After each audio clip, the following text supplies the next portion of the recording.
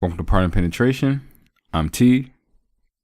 Well, I'm Jay today, I guess. Again. Again for like the third week. She's not out yet. Nah, man, St. County. So no, not seeing any judge anytime soon. Judge. Oh, All right.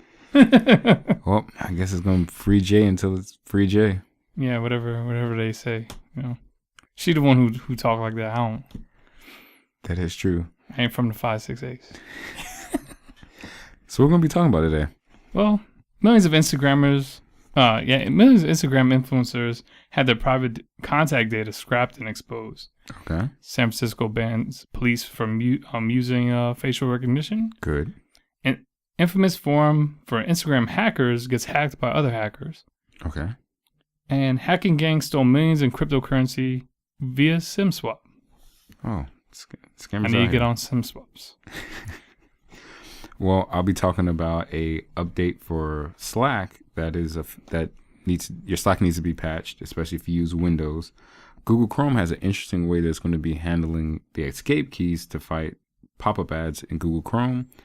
And we have an update to the Baltimore ransomware situation from last week. I hope they just paid the ransom. We'll see.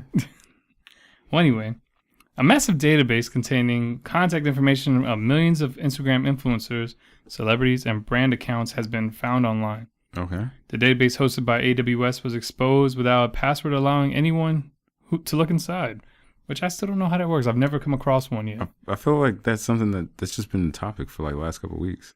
I guess I figure how you go, like, if you find it, Easter egg. But anyway, Ta-da. the data from Instagram accounts, including their bio, profile picture, the number of followers they have, if they're verified, and their location by city and country, but also contained their private contact information, such as the Instagram account owner's email address and phone number. It was traced back to a Mumbai-based social media marketing firm. Chatterbox is what I'm going to guess it's called. Okay. Which pays influencers to post sponsored content. The database even calculated influencers' worth based off their followers, engagement, reach, likes, and shares they had. That's interesting.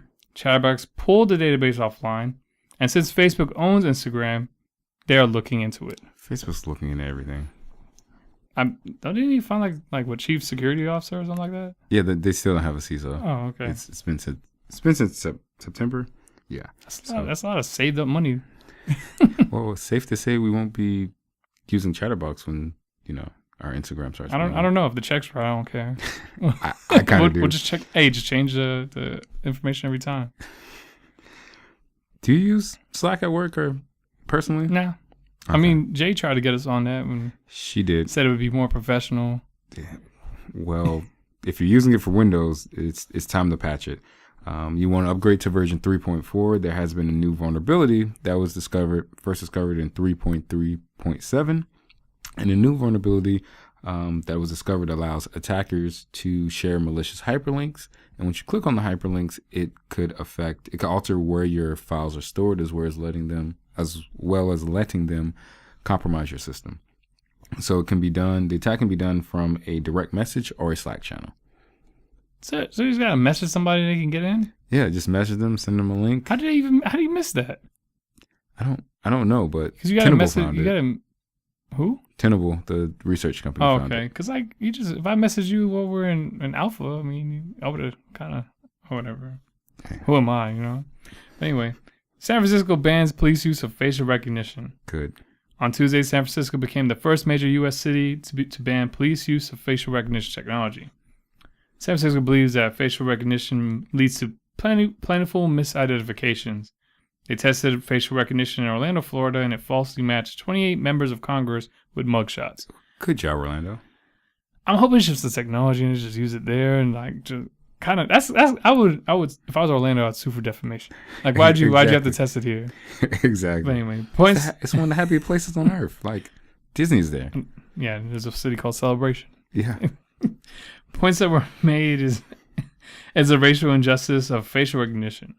Black faces are overrepresented in face databases and to being with, they're overrepresented in face databases, and facial recognition algorithms themselves have been found to be less accurate at identifying black faces.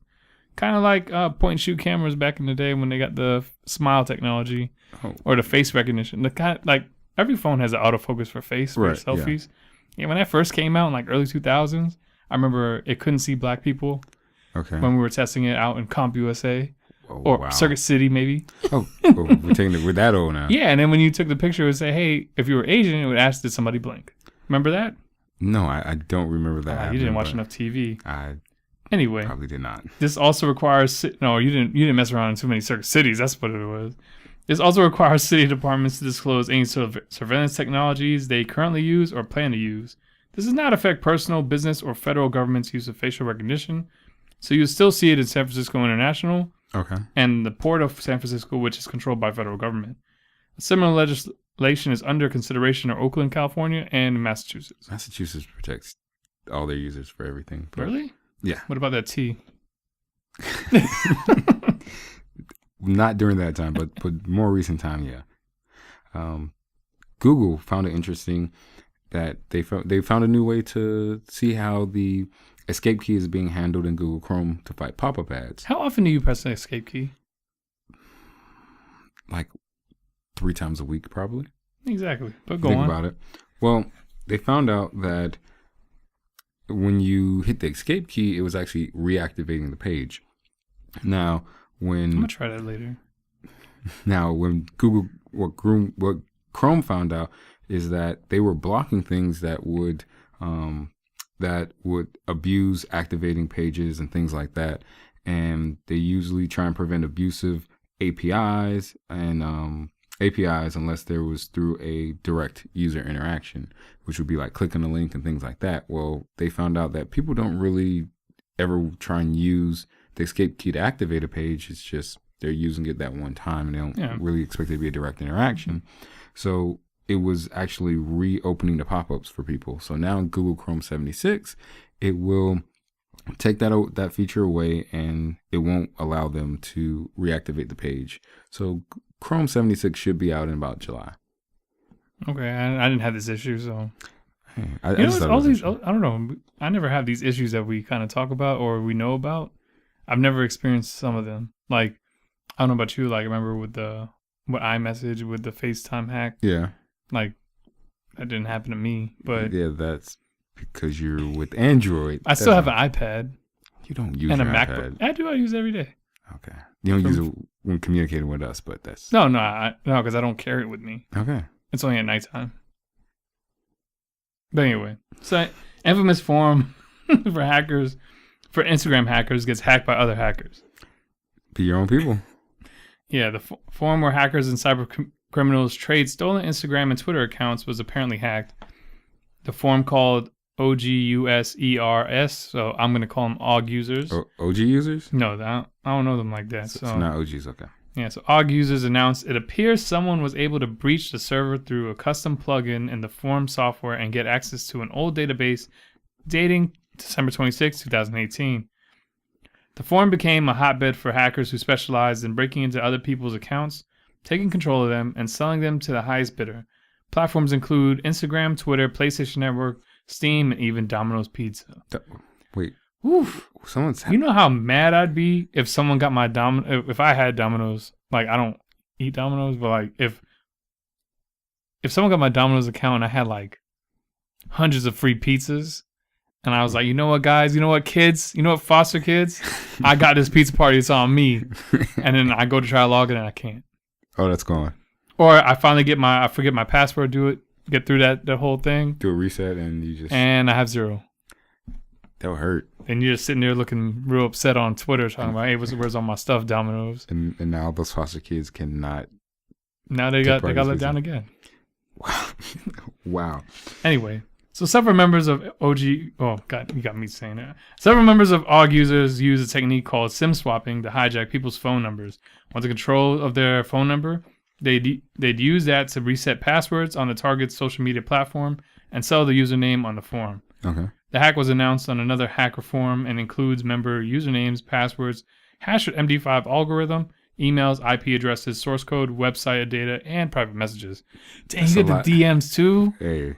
Woo. Shooting the shots in the DMs. Man. Actually, you know what? That would actually be good research if you paid for like an IG model's account after it got hacked, so you can kind of see what kind of game she getting. So you can You'd then probably be so you fairly can disappointed. then can take it all together and remix it, and then like boom, you have like the ultimate playbook because you can see what she responds to. For those purposes, for those research purposes, yes, I can see how that works. So we have a update on Baltimore's ransomware situation.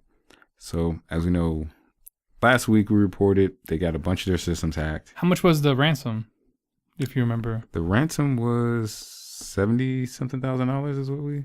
Oh yeah, remember we said it was too little. Yeah, we said it was definitely too. Yeah, Oh because come we said on, it like should be. that's like one person's salary. That's not even like a Exactly. high level person. Yeah. So Cost of living over there is crazy. You telling me you couldn't pay $76K? All right, they could just throw it around at that point. But we I'd do give them 100 to keep the change. well, we do tell people that you shouldn't be paying We don't negotiate with terrorists. ever. So the city actually they hit their final 10-day mark on Okay. last Friday that they had a notice to pay. They said either you pay this amount or you're going to lose your data forever. They decided to take a stand and they said we're not paying this amount. They won't tolerate negotiating with terrorists.